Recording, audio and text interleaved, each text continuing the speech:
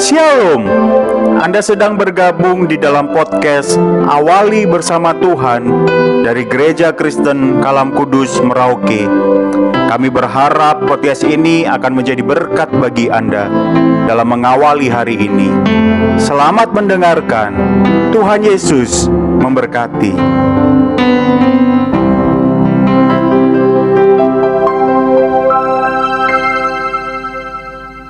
Shalom, selamat pagi Bapak Ibu Saudara-saudara yang dikasihi dalam Tuhan Yesus Kristus. Segala puji syukur hanya bagi Tuhan untuk hari ini yang Dia berikan bagi kita. Mari kita merenungkan firman Tuhan pagi hari ini dengan tema keunikan Yesus. Masih bicara tentang keunikan Yesus, dan kita ada di seri berbicara tentang keunikan Yesus sebagai Nabi.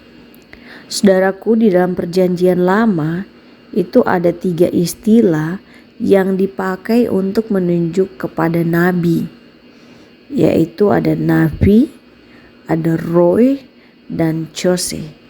Nah, menurut Keluaran pasal 7 ayat 1 dan Ulangan 18 ayat 18, di situ saya bacakan di dalam bagian dari Keluaran pasal 7 ayatnya yang ke-1.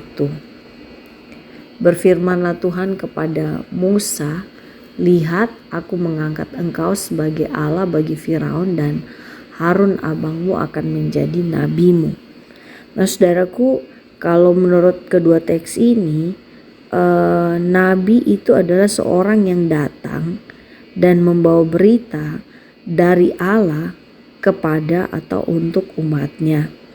Dari kata roh dan chose, nabi itu adalah seorang yang menerima wahyu dari Allah. Nabi juga itu disebut sebagai manusia Allah atau utusan Allah. Dan di dalam perjanjian baru itu sudah menggunakan istilah prophets, yang menjelaskan bahwa nabi itu adalah seorang yang bicara secara langsung dari Tuhan.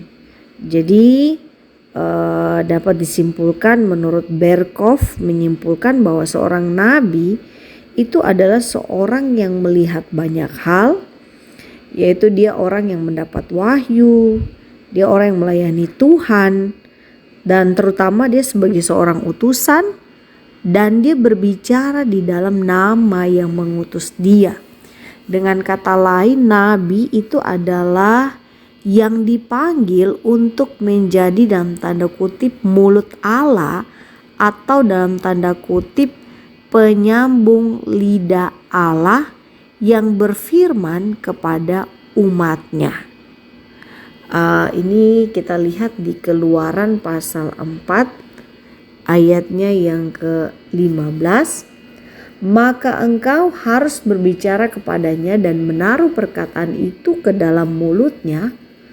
Aku akan menyertai lidahmu dan lidahnya dan mengajarkan kepada kamu apa yang harus kamu lakukan."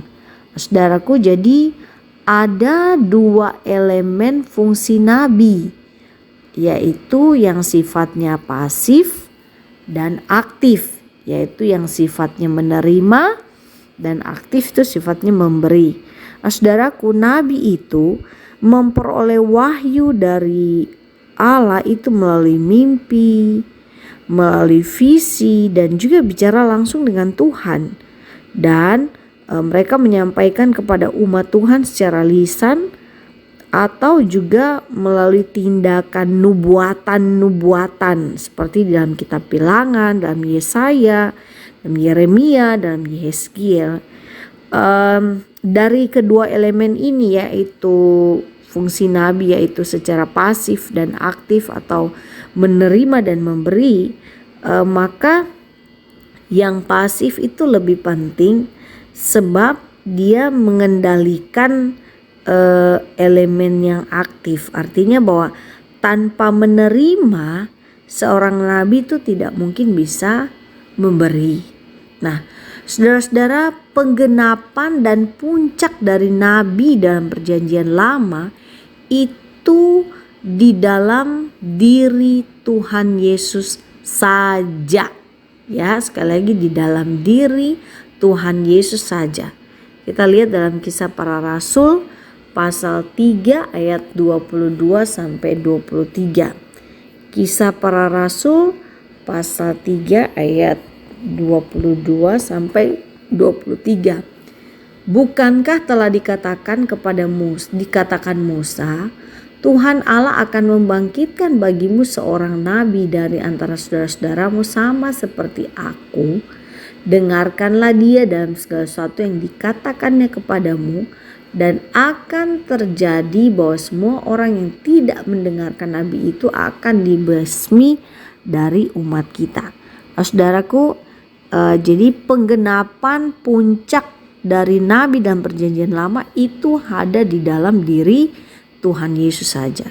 Segala tugas nabi itu dirangkum dan itu dipenuhi, yang seperti tadi saya sampaikan di awal, itu semua dirangkum dan dipenuhi di dalam diri Tuhan Yesus secara sempurna. Kenapa saudara-saudara? Sebab Tuhan Yesus, dia tuh tidak hanya memberitakan kebenaran, tetapi berdasarkan Yohanes 14 ayat 6 bahwa Yesus itu sendiri adalah kebenaran. Jadi nabi itu bukan memberitakan kebenaran, tapi Yesus sebagai nabi, nabi yang tugas nabi, dan itu semua tuh dirangkum, dipenuhi di dalam diri Yesus secara sempurna. Yesus adalah kebenaran itu sendiri. Kemudian Yesus itu tidak hanya memberitakan firman Allah, melainkan dia sendiri adalah firman yang sejak semula bersama dengan Allah, sebagaimana di dalam teks Yohanes pasal 1 ayat 1, dan dia sendiri adalah Allah. Maka dalam topik kita hari ini yang menjadi keunikan Yesus sebagai nabi yang final, yaitu Yesus sebagai nabi yang final, di mana dia menggenapi dan puncak dari nabi dalam perjanjian lama itu hanya dalam diri Yesus sendiri.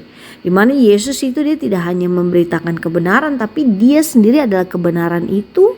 Dan Yesus juga tidak hanya beritakan firman Allah, melainkan dia sendiri adalah firman yang bersama-sama dengan Allah, dan dia adalah Allah. Inilah keunikan Yesus sebagai nabi yang final. Final artinya tidak ada komplain dan lain-lain, fix. Nah, Tuhan Yesus sendiri, saudaraku, di dalam Matius pasal 13 ayatnya yang ke-57. Matius ini juga ada di dalam bagian teks yang lain dari kitab perjanjian baru, baik Matius, di Lukas dan Yohanes. Itu Matius pasal 13 ayat 57. Yesus berkata bahwa lalu mereka kecewa dan menolak dia, Yesus. Maka Yesus berkata kepada mereka, seorang nabi dihormati di mana-mana kecuali di tempat asalnya sendiri dan di rumah. Jadi Yesus ini dia sendiri mengaku bahwa dia sebagai seorang nabi. Juga Yesus itu nampak di dalam kegiatannya Yesus, baik dalam berkhotbah, mengajar, bahkan di dalam nubuatan Yesus tentang apa yang akan terjadi di masa depan itu juga digenapi, dan Yesus mengklaim bahwa dia membawa pesan dari Bapa. Jadi selain itu, mujizat yang Yesus buat itu dikaitkan langsung sebagai kesaksian bahwa Yesus adalah nabi yang sejati. Dan lebih jelas lagi Bapak Ibu Saudara-saudara, bahwa pada zaman akhir ini Allah telah berbicara kepada kita dengan perantaraan anaknya, sebagaimana yang disampaikan di dalam kitab Ibrani pasalnya yang ke-1 ayat 1 sampai ayatnya yang ke-2. Setelah pada zaman dahulu Allah berulang kali dan berbagai cara berbicara kepada nenek moyang kita dengan perantaraan nabi-nabi, maka pada zaman akhir ini Allah telah berbicara kepada kita dengan perantaraan anaknya Yesus Kristus, yang telah Allah tetapkan sebagai yang berhak menerima segala yang ada dan oleh Dia Allah telah menjadikan alam semesta.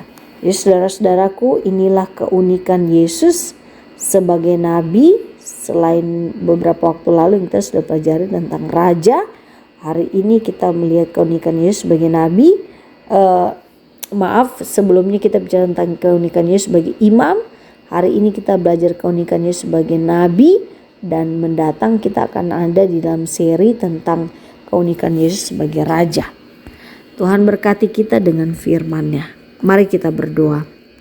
Kami bersyukur, berterima kasih kepadamu Tuhan, melalui firman Tuhan yang datang bagi kami pagi hari ini, menolong kami, menguatkan kami, meneguhkan kami, menguatkan iman kami, pengenalan kami semakin dalam, mengenal Tuhan, mencintai Tuhan. Engkau adalah nabi yang menjadi perantara bagi kami, yang menyatakan dirimu adalah kebenaran itu sendiri dan Allah bagi kami. Dan kami bersyukur oleh segala sesuatu yang difirmankan dalam firman-Mu itu digenapi di dalam Engkau sendiri, Yesus Kristus, Tuhan dan penyelamat kami.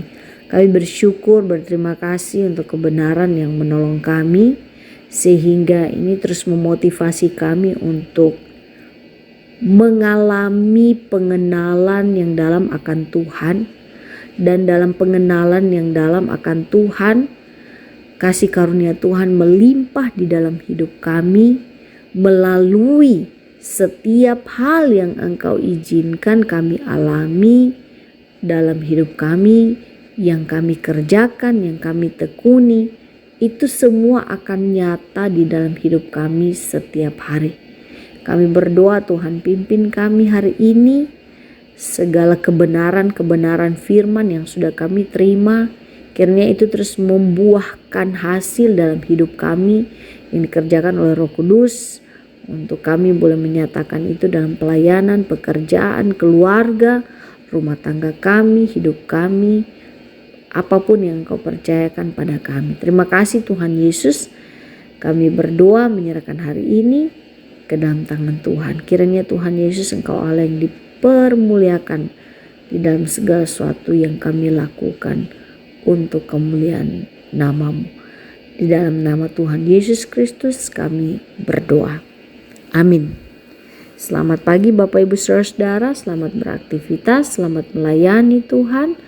Muridkan satu orang lagi bagi Kristus.